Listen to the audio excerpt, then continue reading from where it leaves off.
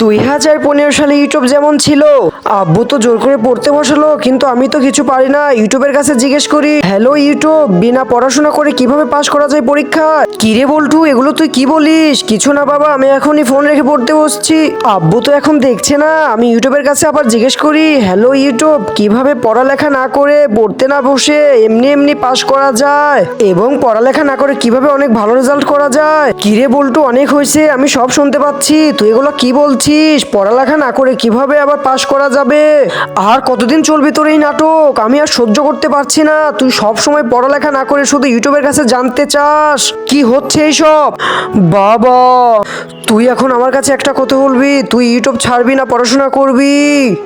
বাবা, আরে শ্বশুরের ছেলে, এটা ইউটিউব হচ্ছে ইউটিউব, এটা মানুষের তৈরি। এটা কিভাবে সবকিছু জানতে পারে? ভালো রেজাল্ট করতে গেলে তোর সবসময় পড়তে হবে, তা না হলে সম্ভব না।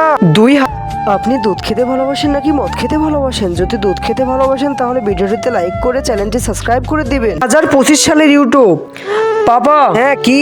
কাল থেকে আমি আর স্কুল যাব না। কেন বাবা, কি হয়েছে? মাস্টার সাহেব বলতেছে অনলাইনে পরীক্ষা দিতে, তো আমি তো এগুলোর কিছু জানি না, কিভাবে দেব? তুমি যদি জানো তাহলে আমাকে কিছু বলে দাও, আমি তো এটার একদম কিছুই বুঝি না। আচ্ছা বাবা, তুই দাঁড়া, আমি দেখছি কি করা যায়। আমি 2 মিনিট বাইরে থেকে ভেবে আসি, তারপর এসে তো বলতেছি। অনলাইন পরীক্ষা তো আমিও কোনোদিন দেইনি, ইউটিউবের কাছে থেকে জেনে নি। ইউটিউব তো আছে। হ্যালো ইউটিউব, কিভাবে অনলাইন পরীক্ষা দিতে হয়? ডিয়ার স্টুডেন্ট, আপনি যদি কখনো অনলাইন পরীক্ষা না দিয়ে থাকেন তাহলে এখন জেনে নিন। হুমন্দি কামড়া করলো গিরা।